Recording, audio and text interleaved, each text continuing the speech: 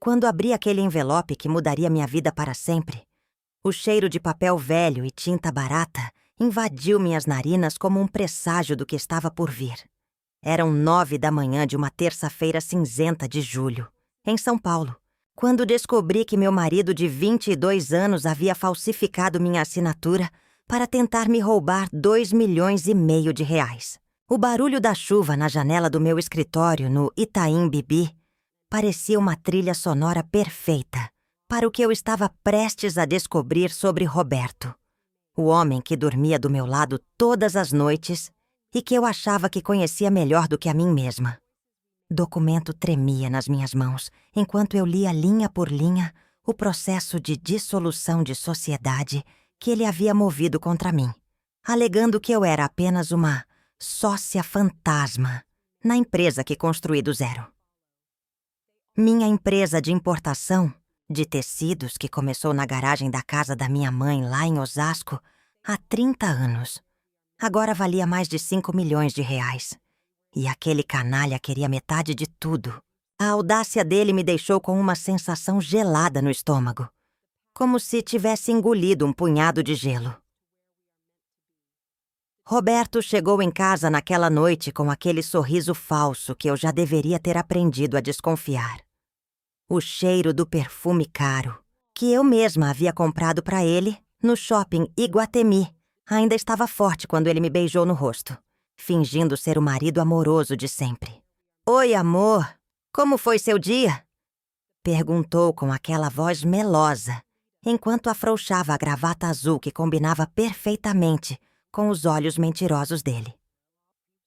Gente, antes de continuar minha história, deixa eu pedir uma coisinha para vocês. Se vocês estão gostando do que estão ouvindo, clica aí no like, se inscreve no canal que isso me ajuda muito mesmo.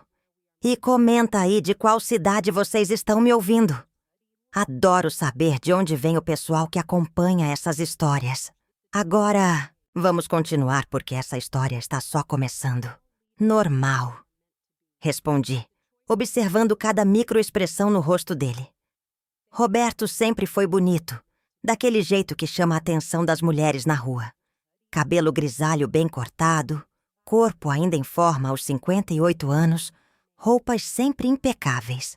Quando nos conhecemos eu tinha 43 anos e acabara de sair de um casamento desastroso. Ele parecia um presente dos céus, atencioso, carinhoso, interessado em mim e nos meus negócios. Que ingênua eu fui! Naquela noite, deitada na nossa cama king size, com lençóis de algodão egípcio que custaram uma fortuna, eu fingia dormir enquanto escutava a respiração dele ao meu lado. O ar-condicionado mantinha o quarto a 22 graus, mas eu suava frio. Cada ronco baixo que saía da garganta dele me irritava profundamente. Como eu não tinha percebido antes, os sinais estavam todos lá. As perguntas constantes sobre meus negócios, o interesse súbito em ajudar com a papelada. Às vezes que o peguei mexendo no meu notebook quando pensava que eu não estava vendo. A empresa havia começado pequena, muito pequena. Eu importava retalhos de tecido da China e vendia para confecções no Brás. Acordava às 5 da manhã todos os dias, pegava o trem da CPTM lotado, enfrentava o trânsito infernal de São Paulo, negociava com fornecedores que mal falavam português. Minhas mãos ficaram calejadas de tanto carregar caixas. Minha coluna doía de ficar curvada sobre planilhas até altas horas. Roberto apareceu na minha vida quando a empresa já estava dando os primeiros frutos reais, quando finalmente consegui alugar um galpão próprio na Zona Leste e contratar os primeiros funcionários. Ele me conquistou devagar, como água infiltrando numa parede rachada. Primeiro foram os almoços românticos no restaurante japonês perto do escritório, onde ele sempre insistia em pagar a conta, mesmo quando eu protestava.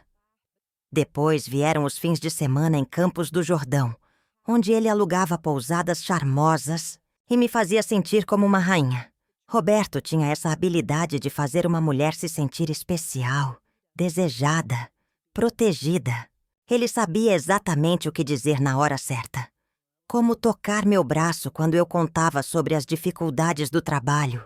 Como me olhar nos olhos e fazer parecer que eu era a única pessoa no mundo que importava.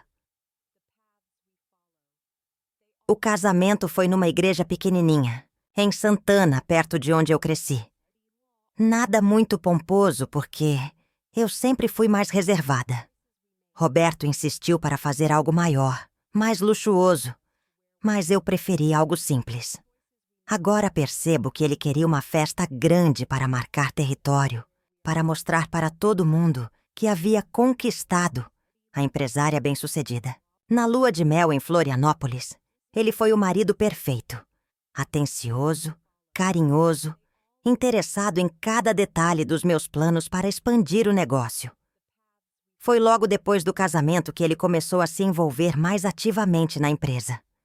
"Deixa eu te ajudar com isso, amor", dizia sempre, estendendo a mão para pegar documentos importantes. "Você trabalha demais. Precisa de alguém para dividir essa responsabilidade." E eu, como uma boba apaixonada, achava que havia encontrado um parceiro de verdade. Alguém que entendia a importância do meu trabalho e queria genuinamente me apoiar. Roberto tinha um jeito especial de fazer suas sugestões parecerem naturais, necessárias até. "Por que você não me inclui como sócio? Assim eu posso assinar documentos quando você estiver viajando. Pode agilizar as coisas." Parecia tão lógico na época. Eu viajava muito para negociar com fornecedores na China e na Coreia do Sul. E ter alguém de confiança cuidando das coisas em São Paulo seria uma ajuda e tanto. A inclusão dele como sócio foi feita com todos os trâmites legais. 40% das cotas para ele, 60% para mim. Afinal, a empresa era minha desde sempre, e ele estava entrando apenas para ajudar na gestão. O advogado que cuidou da documentação, Dr. Henrique, um senhor de uns 70 anos que havia sido professor de Direito Empresarial da USP, até me alertou sobre os riscos. "Dona Marina, a senhora tem certeza disso? Em caso de separação, a divisão dos bens pode ficar complicada." Mas eu estava cega de amor. Ou melhor, cega de ilusão. Roberto me fazia sentir como se eu finalmente tivesse encontrado meu lugar no mundo. Como se todos os anos de luta sozinha finalmente tivessem valido a pena. Ele me trazia café na cama todas as manhãs. Massageava meus pés cansados, depois de dias difíceis de trabalho. Me escutava falar sobre problemas com fornecedores e funcionários com uma paciência que eu nunca tinha experimentado antes. Os primeiros anos foram realmente bons. Roberto se mostrou competente na gestão administrativa, liberando meu tempo para focar na parte comercial que eu dominava melhor. A empresa cresceu significativamente. Saímos do galpão na Zona Leste para um escritório moderno no Itaim Bibi. Triplicamos o número de funcionários. Expandimos nossa linha de produtos. Eu chegava em casa eufórica com os resultados. E Roberto sempre estava lá para comemorar comigo, com uma garrafa de vinho importado e um jantar especial. Mas depois do 4º ano de casamento, alguma coisa começou a mudar. Mudanças sutis no começo, quase imperceptíveis. Roberto ficou mais distante, menos interessado nas minhas histórias sobre o trabalho. Quando eu tentava conversar sobre novos projetos ou investimentos, ele respondia com monossílabos ou mudava de assunto. As massagens nos pés pararam, o café na cama se tornou esporádico, e aquele olhar apaixonado que me fazia derreter foi perdendo o brilho. Foi numa quinta-feira que tudo começou a desmoronar de verdade. Eu estava organizando os documentos para a declaração do imposto de renda da empresa quando encontrei uma pasta que não reconhecia na gaveta do arquivo que Roberto sempre usava. Minha curiosidade falou mais alto, e quando abri, senti como se o chão tivesse sumido debaixo dos meus pés. Dentro havia cópias de contratos que eu nunca tinha visto, correspondências com advogados. E o que mais me chocou? Um estudo detalhado sobre como dissolver sociedades empresariais em casos de separação conjugal. Meu coração disparou como se eu tivesse corrido uma maratona. As mãos tremiam tanto que mal conseguia segurar os papéis. Ali estava tudo. Conversas com 3 escritórios de advocacia diferentes, orçamentos para processos de dissolução de sociedade, até mesmo uma avaliação preliminar do valor da empresa. Roberto não estava apenas planejando me deixar. Ele estava planejando me roubar. E pelo que eu estava lendo, esse plano já estava em andamento há mais de 1 ano. O pior de tudo foi descobrir que ele havia consultado minha própria agenda de compromissos para marcar essas reuniões com advogados justamente nos dias em que eu estaria viajando. O canalha usava minha própria rotina contra mim. Senti uma raiva tão intensa que minha visão ficou embaçada. 22 anos da minha vida jogados no lixo. E 30 anos de trabalho duro, prestes a serem divididos com um parasita que nunca moveu um dedo para construir coisa alguma. Naquela noite, quando Roberto chegou em casa com aquele sorriso falso, de sempre, eu estava esperando ele na cozinha. O cheiro de alho e cebola refogados ainda pairava no ar, porque eu havia tentado cozinhar para disfarçar minha agitação, mas mal havia tocado na comida. Meu estômago estava fechado, revirado de nojo e ansiedade. Quando ele se aproximou para me dar o beijinho de sempre no rosto, eu me afastei instintivamente. "Que foi, amor? Aconteceu alguma coisa?" perguntou ele com aquela voz preocupada que eu agora sabia que era completamente teatral. Estava usando uma camisa social azul clara que eu havia comprado para ele no shopping. E isso me irritou ainda mais. Até as roupas nas costas dele eram pagas com o meu dinheiro. Nada não, só um dia cansativo. Menti, observando cada microexpressão do rosto dele. Roberto sempre foi um mentiroso habilidoso. Mas agora que eu sabia o que procurar, conseguia ver as pequenas contrações ao redor dos olhos. O jeito como ele desviava o olhar quando falava, como passava a língua nos lábios quando estava inventando uma desculpa. Passei os dias seguintes numa mistura de investigação e desespero. Contratei discretamente um detetive particular, um ex-policial civil chamado Marcelo, que tinha escritório na Consolação. Homem sério, de uns 50 anos, com jeito de quem já tinha visto de tudo na vida. Quando expliquei a situação, para ele balançou a cabeça com um sorriso amargo. "Dona Marina, a senhora não imagina quantos casos como esse eu já vi. Homem que casa com mulher bem-sucedida e depois tenta levar metade de tudo. É mais comum do que a senhora pensa." As palavras dele me deram um alívio estranho. Pelo menos, eu não era a única idiota do mundo. Marcelo foi meticuloso no trabalho. Em 2 semanas ele me trouxe um relatório que me fez ver Roberto com outros olhos completamente. Descobri que meu marido havia tentado o mesmo golpe com 2 outras mulheres antes de me conhecer. Uma empresária do ramo de cosméticos em Ribeirão, Preto, e outra que tinha uma rede de lojas de roupas em Campinas. Nos 2 casos, ele havia se aproximado delas quando estavam em momentos vulneráveis. A primeira acabando de se divorciar. A segunda lutando para salvar o negócio da família, após a morte do pai. O padrão era sempre o mesmo. Roberto se mostrava como o homem perfeito, interessado, carinhoso, disposto a ajudar com os negócios. Se casava, conseguia entrar como sócio e depois de alguns anos movia processo para ficar com parte dos bens. Com a primeira, ele havia conseguido levar R$200 mil. Com a segunda, não havia conseguido nada porque ela descobriu o golpe antes da sociedade ser formalizada. Quando Marcelo me mostrou as fotos das 2 mulheres, senti como se estivesse olhando para um espelho. Todas nós tínhamos o mesmo perfil. Mulheres entre 40 e 50 anos, bem-sucedidas nos negócios, sem filhos, um pouco carentes afetivamente. Roberto havia estudado nosso perfil como um predador estuda suas presas. A descoberta mais chocante veio numa terça-feira. Marcelo me ligou às 10 da manhã com a voz tensa.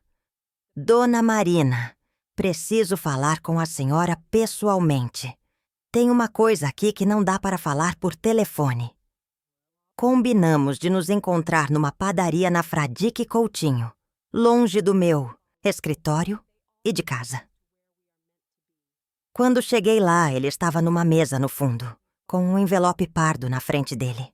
O cheiro de pão francês quentinho e café passado na hora contrastava com a tensão que eu sentia no ar. Marcelo parecia nervoso, coisa rara nele.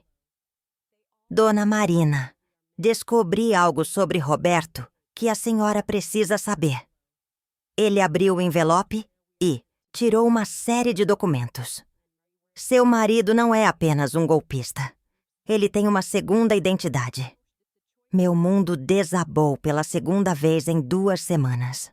Roberto Silva, meu marido, na verdade se chamava Roberto Santos, e tinha uma ficha criminal, extensa, estelionato, falsidade ideológica, apropriação indébita.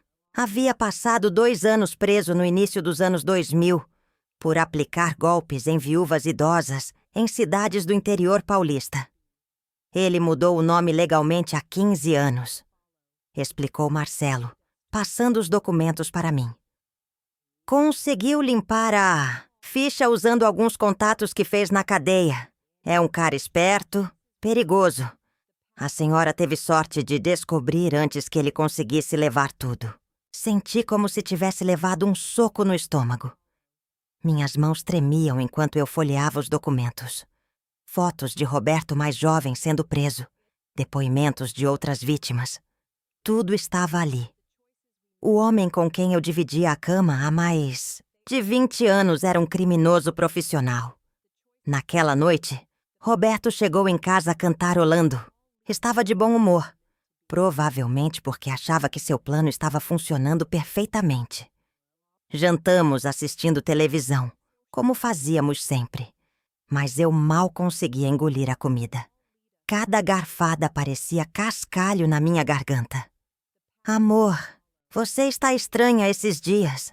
Tem certeza de que está tudo bem? Ele perguntou, fingindo preocupação. Só trabalho, respondi, forçando um sorriso. Por dentro, eu fervia de raiva. Mas sabia que precisava ser inteligente. Se Roberto percebesse que eu havia descoberto tudo, ele poderia acelerar o processo. Ou, pior ainda, tentar algo mais drástico. Foi então que tive a ideia que mudaria tudo. Se Roberto queria jogar sujo, eu ia mostrar para ele como se joga sujo. De verdade. Mas primeiro eu precisava de ajuda especializada. E sabia exatamente quem procurar. Dr. Henrique, o advogado que havia tentado me alertar sobre os riscos de incluir Roberto como sócio, recebeu meu telefonema numa sexta-feira de manhã. Dona Marina, que surpresa! Como estão as coisas? Sua voz era calorosa, mas eu percebi certa preocupação quando expliquei que precisava falar com ele urgentemente. Nos encontramos no escritório dele no centro de São Paulo, numa construção antiga perto da Praça da Sé. O elevador rangia subindo os 7 andares e o corredor cheirava a pó e papel velho. O escritório de Dr. Henrique era exatamente como eu esperava. Estantes lotadas de livros de direito, mesa de madeira escura coberta de processos. Aquele cheiro característico de escritório de advogado experiente. Doutor, o senhor estava certo sobre Roberto. Comecei, sentando na poltrona de couro gasto em frente à mesa dele. Preciso da sua ajuda para reverter uma situação muito séria. Quando terminei de contar toda a história, mostrando os documentos que Marcelo havia conseguido, Dr. Henrique ficou em silêncio por longos minutos. Tirou os óculos, limpou as lentes vagarosamente e me olhou com uma expressão que misturava indignação e determinação. Dona Marina, em 40 anos de advocacia, já vi muita canalice, Mas esse Roberto conseguiu me surpreender. Ele se recostou na cadeira, entrelaçando os dedos. Mas tenho uma boa notícia para a senhora. Esse homem cometeu vários erros que podemos usar a nosso favor. Dr. Henrique se levantou da cadeira e foi até uma das estantes, tirando um livro grosso de direito empresarial. O barulho das páginas sendo viradas ecoava no escritório silencioso, e eu sentia meu coração batendo cada vez mais forte. Dona Marina, quando uma sociedade é constituída mediante fraude, usando identidade falsa, todos os atos são considerados nulos de pleno direito, explicou ele, ajustando os óculos no nariz. Roberto não é apenas um golpista comum. Ele é tecnicamente um estelionatário que usou documentos falsos para se tornar seu sócio. A revelação me atingiu como um raio. Durante todos esses anos, eu havia me sentido culpada por ter sido ingênua, por ter confiado nele. Mas agora descobria que, legalmente, Roberto nunca deveria ter se tornado meu sócio. O alívio que senti foi tão intenso que precisei me segurar na poltrona para não desmaiar. Mas tem mais, continuou o Dr. Henrique, voltando para a mesa com vários códigos abertos. Se conseguirmos provar que ele planejou esse golpe desde o início, e pelos documentos que a senhora trouxe, temos evidências suficientes, podemos não apenas anular a sociedade, mas também processá-lo por estelionato, qualificado e formação de quadrilha. Passei o resto da tarde no escritório do Dr. Henrique, planejando cada detalhe da nossa estratégia. Ele me explicou que precisaríamos ser muito cuidadosos, porque se Roberto percebesse que havíamos descoberto tudo, ele poderia tentar destruir evidências ou até mesmo fugir do país. O ideal seria deixar ele dar o primeiro passo, disse o advogado tamborilando os dedos na mesa. Assim pegamos ele em flagrante. Durante os dias seguintes, viver na mesma casa que Roberto se tornou um verdadeiro inferno. Eu acordava de madrugada com o coração disparado, imaginando o que aquele homem seria capaz de fazer se descobrisse que eu sabia de tudo. O cheiro do perfume dele me dava náusea. O som da respiração dele no meu ouvido quando tentava me beijar me fazia arrepiar de nojo. Como eu conseguira dividir a cama com um criminoso por tanto tempo? Foi numa quarta-feira de agosto que Roberto finalmente mostrou as cartas. Eu estava no escritório quando minha secretária, Cláudia, bateu na porta, com uma expressão preocupada.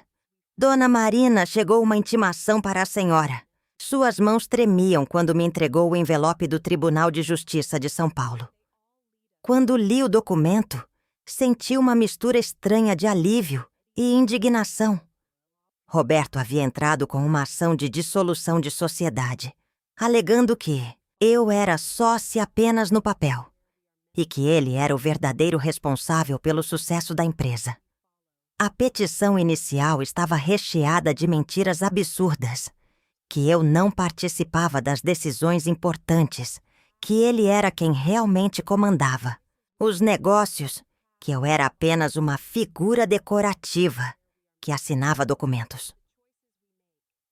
O mais revoltante era a lista de evidências que ele havia fabricado. Falsas declarações de funcionários dizendo que eu raramente aparecia na empresa. Contratos com sua assinatura falsificada, onde constava que ele era o responsável pelas negociações. Até mesmo e-mails forjados onde eu supostamente concordava em ser apenas uma sócia silenciosa. Liguei imediatamente para Dr. Henrique. Doutor, ele fez exatamente o que esperávamos.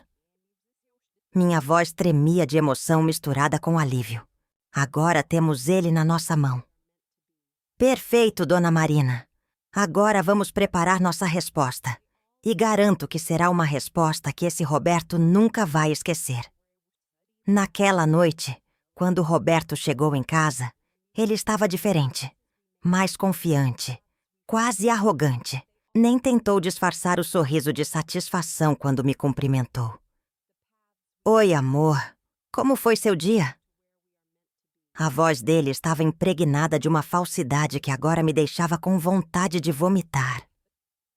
Normal, respondi observando cada movimento dele. Roberto foi direto para o banheiro cantarolando baixinho. Através da porta entreaberta, eu podia vê-lo se arrumando no espelho com mais cuidado do que o usual. Estava se preparando para celebrar, achando que havia dado o golpe perfeito. Durante o jantar, ele ficou fazendo comentários estranhos sobre mudanças que estavam por vir e sobre como, às vezes, é preciso tomar decisões difíceis na vida. Cada palavra era uma facada nas minhas costas, mas eu sorria e concordava, sabendo que ele estava cavando a própria cova. Dr. Henrique trabalhou dia e noite preparando nossa estratégia. No escritório dele, rodeados de livros de direito e códigos jurisprudenciais, montamos um dossiê que derrubaria Roberto de uma vez por todas. Além de todas as evidências que Marcelo havia coletado sobre a identidade falsa e os crimes anteriores, conseguimos mais algumas surpresas devastadoras. Descobrimos que Roberto havia tentado tomar empréstimos, usando a empresa como garantia, sem meu conhecimento. Havia forjado minha assinatura em pelo menos 5 documentos bancários diferentes. Pior ainda, encontramos evidências de que ele estava desviando dinheiro da empresa há mais de 2 anos, transferindo pequenas quantias para contas em bancos diferentes. Dona Marina, esse homem não é apenas um golpista, disse Dr. Henrique numa sexta-feira à tarde, enquanto organizávamos os documentos finais. Ele é um criminoso em série e cometeu tantos crimes que podemos enterrá-lo juridicamente. Mas o Dr. Henrique guardava o melhor para o final. Numa gaveta trancada da mesa dele, ele guardava um envelope lacrado. Dona Marina, tem uma coisa que descobri sobre Roberto que vai ser nossa arma final. Mas prefiro guardar essa surpresa para essa audiência. Vai ser devastador. Passei o fim de semana num estado de ansiedade terrível. Roberto estava eufórico, fazendo planos para reestruturar a empresa, falando sobre mudanças que pretendia fazer quando assumisse o controle total dos negócios. A arrogância dele me dava uma raiva tão intensa que eu precisava sair de perto para não explodir. No domingo à noite, ele até teve a audácia de me propor um acordo amigável. Marina, amor, acho que seria melhor para nós dois se resolvêssemos isso sem muito drama. Que tal você ficar com 40% da empresa e eu com 60%? Assim evitamos um processo desgastante. A proposta era tão absurda que eu quase ri na cara dele. Roberto achava que estava sendo generoso me oferecendo menos da metade da empresa que eu havia construído com as próprias mãos. Vou pensar, respondi fingindo considerar a proposta. Na segunda-feira de manhã, Dr. Henrique me ligou cedo. Dona Marina, a audiência foi marcada para quinta-feira que vem. Está preparada? Mais do que preparada, doutor. Estou ansiosa para ver a cara dele quando descobrir o que o espera. Durante aquela semana, Roberto ficou cada vez mais confiante. Chegava em casa tarde, alegando que estava cuidando de negócios importantes.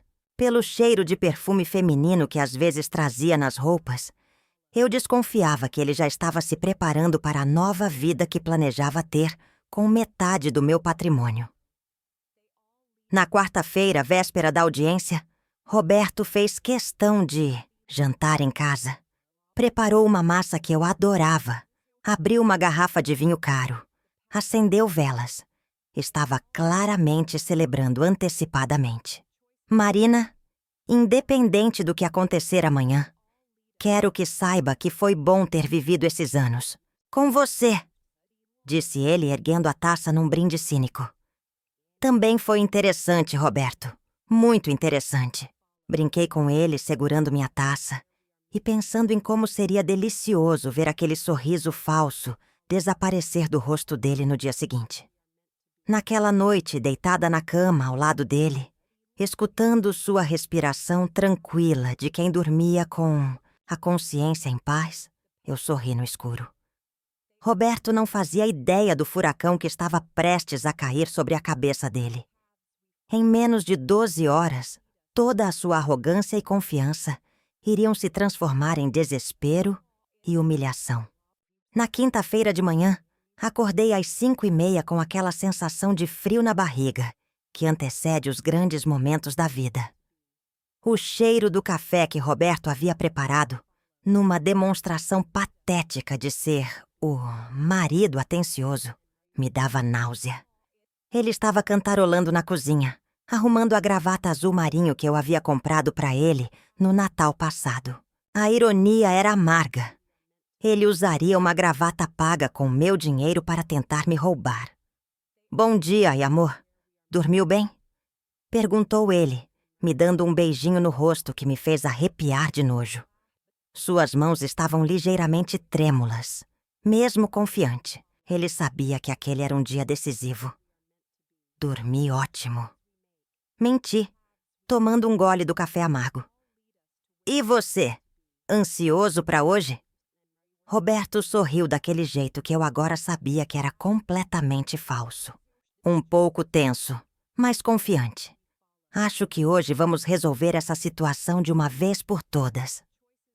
O canalha estava praticamente se gabando de como ia me destruir. Saímos de casa separados. Ele alegou que tinha algumas coisas para acertar com os advogados antes da audiência. Eu fui direto para o escritório do Dr. Henrique, onde passamos a manhã toda revisando cada detalhe da nossa estratégia. Minha ansiedade estava tão intensa que mal consegui tomar o chá que a secretária dele havia preparado. "Dona Marina, lembra do que conversamos? Deixe Roberto falar primeiro. Quanto mais mentiras ele contar, melhor para nós", disse Dr. Henrique, organizando os documentos numa pasta preta. "E quando eu der o sinal, a senhora vai entregar aquele envelope especial para o juiz. Vai ser o momento mais satisfatório da vida da senhora." O Fórum João Mendes estava movimentado naquela tarde de agosto. O barulho dos passos ecoando nos corredores de mármore, o cheiro de papel velho e produtos de limpeza, as vozes dos advogados conversando em grupos pelos corredores, tudo contribuía para aumentar minha tensão. Dr. Henrique caminhava ao meu lado com a confiança de quem já havia vencido muitas batalhas jurídicas. Quando chegamos à sala da audiência, Roberto já estava lá com seus 2 advogados. Um homem baixo e gordo com terninho apertado e uma mulher loira de uns 40 anos com um ar arrogante que me irritou imediatamente. Roberto me cumprimentou com um aceno distante, como se já não fôssemos mais casados. A frieza no olhar dele me confirmou que ele realmente achava que já havia ganhado. O juiz era um homem de uns 55 anos, cabelos grisalhos, óculos de armação dourada, com aquela postura séria típica de magistrados experientes. Dr. Paulo Mendonça, segundo a plaquinha na mesa dele. Quando ele entrou na sala, todos se levantaram, e eu senti meu coração acelerar ainda mais. "Bom, vamos dar início a esta audiência", disse o juiz, ajustando os óculos e abrindo o processo. Trata-se de uma ação de dissolução de sociedade empresarial movida pelo senhor Roberto Silva contra a senhora Marina Santos Silva. Passo a palavra ao advogado do requerente. O advogado gordo de Roberto se levantou e começou uma apresentação que me fez sentir uma raiva profunda. Ele pintou Roberto como o verdadeiro cérebro por trás da empresa, alegando que eu era apenas uma sócia decorativa que não participava das decisões importantes. Segundo ele, Roberto era responsável por 80% do sucesso da empresa e merecia ficar com a maior parte dos bens. Meritíssimo! Meu cliente pode comprovar através de documentos e testemunhas que ele é o verdadeiro responsável pelas principais decisões estratégicas da empresa, disse o advogado, gesticulando dramaticamente. A requerida, embora constasse como sócia majoritária, na prática exercia apenas funções administrativas básicas. Roberto confirmou tudo com acenos de cabeça, fingindo uma humildade falsa que me dava vontade de rir. Ele até conseguiu forçar algumas lágrimas quando falou sobre como havia se dedicado de corpo e alma à empresa que eu havia construído. Quando chegou minha vez de me defender, Dr. Henrique se levantou com aquela calma impressionante que só advogados muito experientes possuem.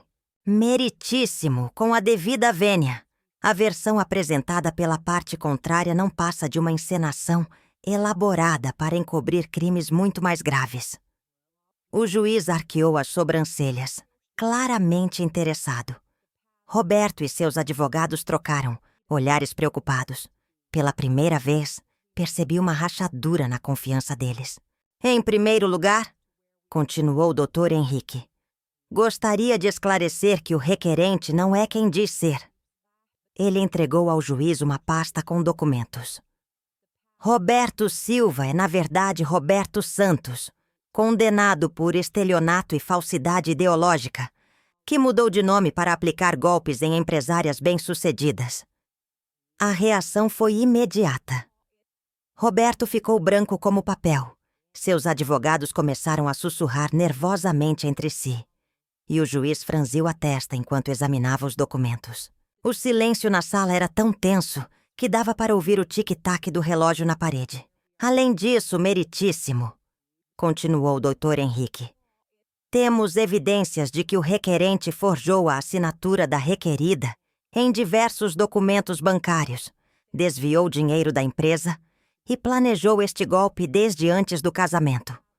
Roberto tentou se levantar para protestar, mas o juiz fez um gesto para que ele permanecesse sentado. Senhor Roberto, ou Santos, terá sua oportunidade de se defender. Por ora, permaneça calado. Dr. Henrique continuou apresentando evidência após evidência. As fotos das outras vítimas de Roberto, os documentos bancários com assinaturas falsificadas, os relatórios do detetive particular mostrando o padrão de comportamento dele. A cada documento apresentado, Roberto ficava mais pálido e seus advogados mais nervosos. Meritíssimo. Tenho aqui o depoimento de 2 outras empresárias que foram vítimas do mesmo golpe aplicado pelo requerente, disse Dr. Henrique, entregando mais documentos ao juiz. O modus operandi é sempre o mesmo. Ele se aproxima de mulheres bem-sucedidas, casa com elas, consegue entrar como sócio nos negócios e depois move a ação para ficar com metade do patrimônio. O juiz estava visivelmente indignado. Balançava a cabeça negativamente enquanto lia os documentos e olhava para Roberto com uma expressão de nojo. Senhor Roberto, essas são acusações muito graves. O que tem a dizer em sua defesa? Roberto tentou gaguejar alguma explicação, mas suas palavras saíam confusas e contraditórias. O homem confiante e arrogante de minutos antes havia se transformado numa figura patética, suando frio no terno caro que eu havia pago. Foi então que Dr. Henrique fez um sinal discreto para mim. Era a hora da surpresa final. Com as mãos tremendo, de emoção, abri minha bolsa e tirei o envelope lacrado que guardava há uma semana. Meritíssimo. Gostaria de apresentar uma última evidência que considero definitiva, disse Dr. Henrique, pegando o envelope das minhas mãos. Descobrimos que o requerente não apenas aplicou golpes em outras mulheres, mas também tem uma família que mantém em segredo há mais de 10 anos. O silêncio na sala se tornou absoluto. Até a respiração das pessoas parecia suspensa. Roberto ficou lívido. Seus olhos se arregalaram de pânico. E seus advogados pareciam ter visto um fantasma.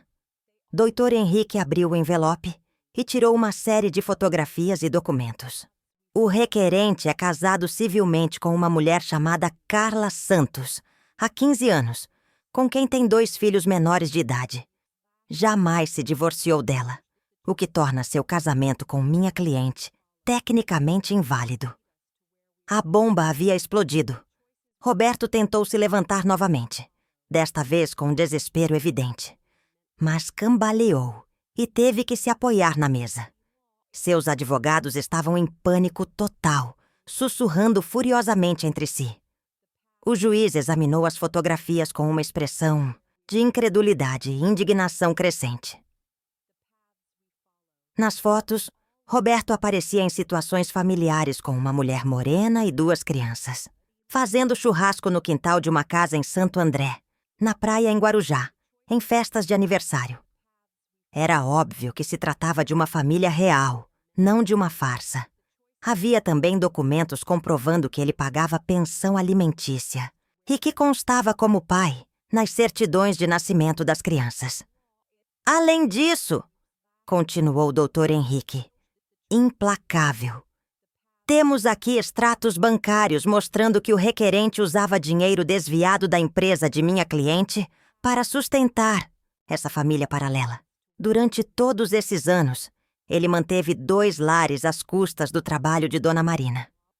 O juiz tirou os óculos, limpou as lentes lentamente e olhou para Roberto com uma mistura de nojo e desprezo que eu nunca havia visto antes num tribunal.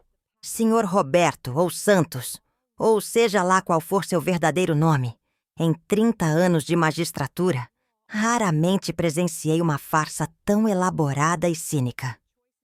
Roberto finalmente conseguiu falar, mas sua voz saía como um sussurro desesperado. Meritíssimo, eu posso explicar. As coisas não são bem assim. Pode explicar para o Ministério Público, interrompeu o juiz, claramente irritado. Porque, além de negar completamente essa ação de dissolução de sociedade, vou determinar que seja aberto inquérito policial para investigar crimes de estelionato, bigamia, falsidade ideológica e apropriação indébita.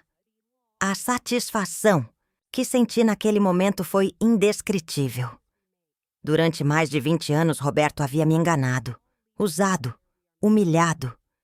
E agora, finalmente, a verdade estava vindo à tona da maneira mais pública e humilhante possível para ele. O que aconteceu nos minutos seguintes foi melhor do que qualquer vingança que eu poderia ter imaginado. Roberto estava completamente destruído. Suas pernas tremiam tanto que ele precisou se sentar para não desmaiar.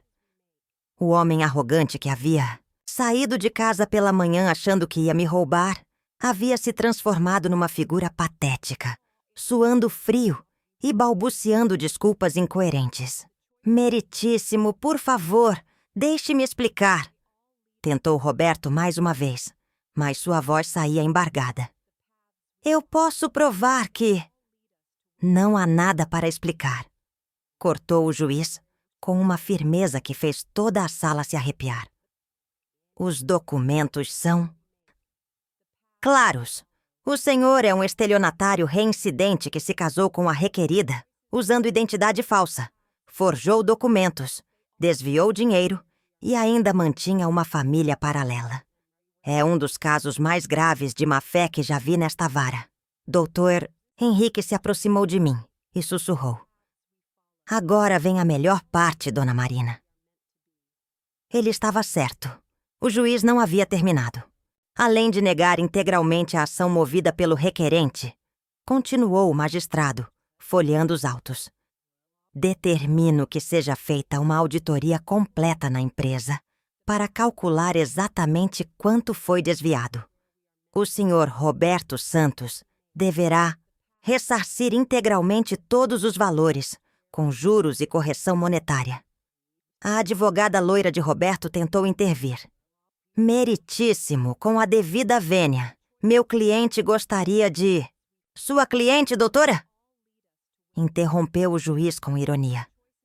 Pelo que vejo aqui, a senhora foi contratada por um criminoso usando dinheiro roubado.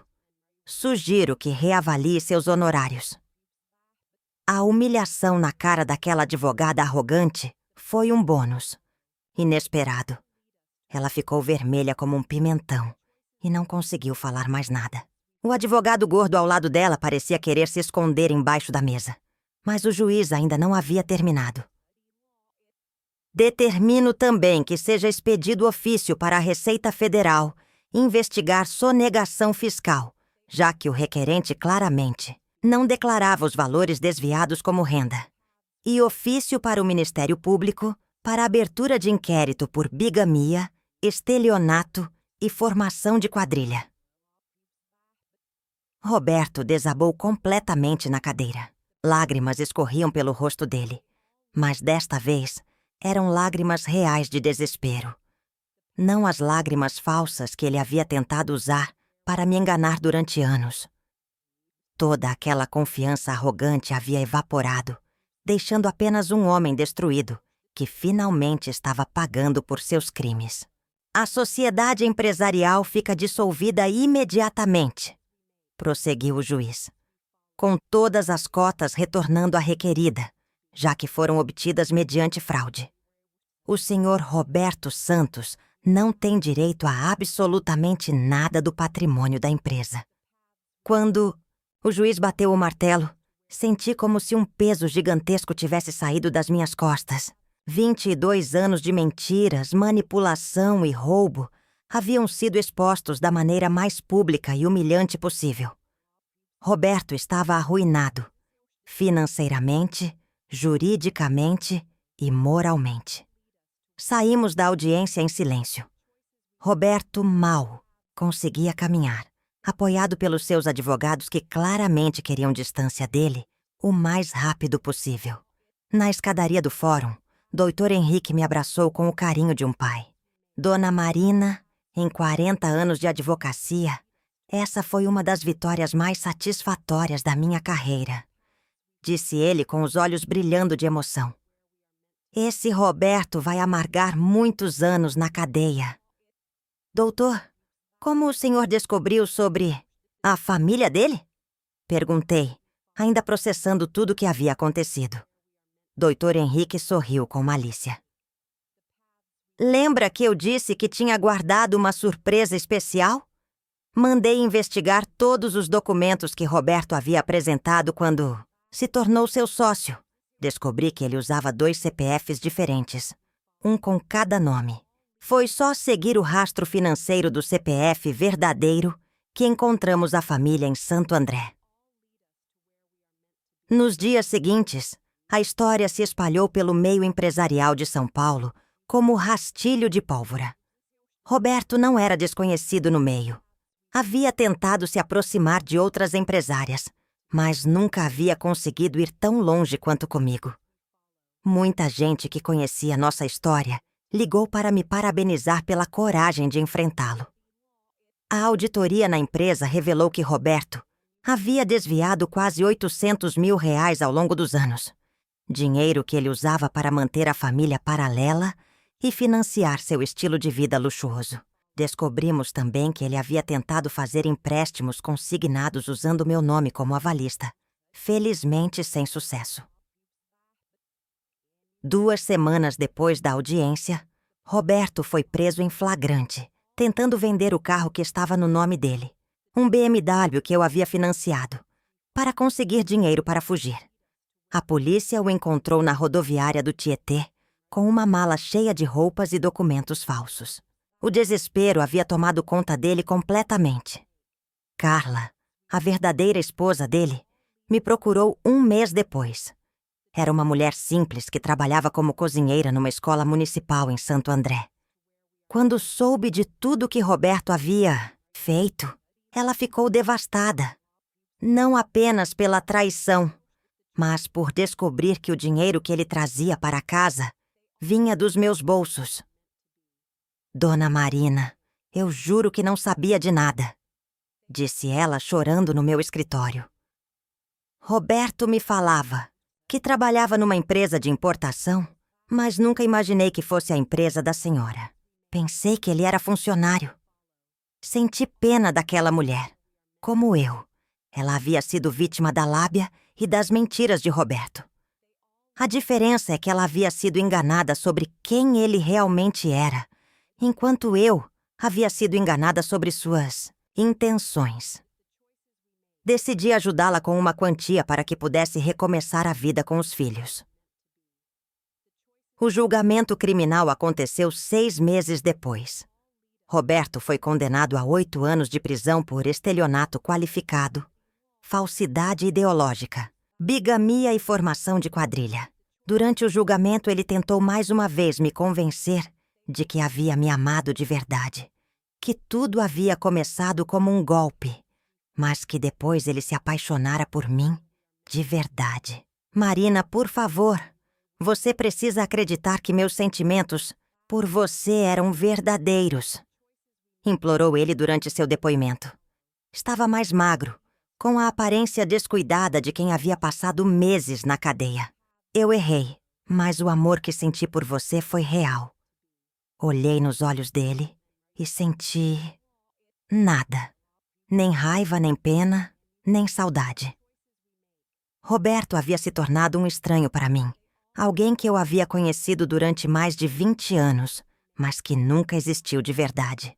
O homem carinhoso, atencioso e apaixonado que eu amava era apenas uma fantasia criada por um criminoso profissional. Hoje, 5 anos depois, minha empresa vale mais de 10 milhões de reais. Sem Roberto sugando minha energia e meus recursos, consegui me concentrar completamente no trabalho e expandir para mercados internacionais. Abri filiais em Miami e Lisboa e estou negociando uma joint venture com uma empresa alemã. Aprendi que nunca é tarde para recomeçar. Aos 65 anos me sinto mais forte e confiante do que nunca. Não preciso de um homem para me validar ou me fazer feliz. Minha realização vem do trabalho que construí com as próprias mãos e das pessoas que amo de verdade. Roberto ainda está preso, cumprindo sua pena numa penitenciária em Franco, da Rocha. Às vezes recebo cartas dele pedindo perdão, tentando me convencer mais uma vez de que me amava. Jogo todas no lixo sem nem abrir. Aquele capítulo da minha vida está encerrado para sempre. A lição que fica é que devemos sempre confiar nos nossos instintos. Durante anos, alguma coisa dentro de mim sussurrava que havia algo errado com Roberto. Mas eu escolhi ignorar esses sinais porque queria acreditar no conto de fadas. Hoje sei que quando algo parece bom demais para ser verdade, geralmente é porque não é verdade mesmo. Para as mulheres que estão me ouvindo, não tenham medo de investigar, de fazer perguntas, de exigir transparência. Um relacionamento baseado no amor verdadeiro não precisa de mentiras ou segredos. E se descobrirem que estão sendo enganadas, tenham coragem de reagir. A justiça existe, e quando usada direito, ela pode ser nossa melhor aliada. Aquele envelope que entreguei ao juiz não continha apenas documentos. Continha minha dignidade recuperada, minha autoestima restaurada e a prova de que uma mulher determinada pode vencer qualquer batalha, por mais desigual que pareça. Roberto achava que ia rir por último, mas quem riu fui eu. E foi uma risada de vitória que ecoa até hoje.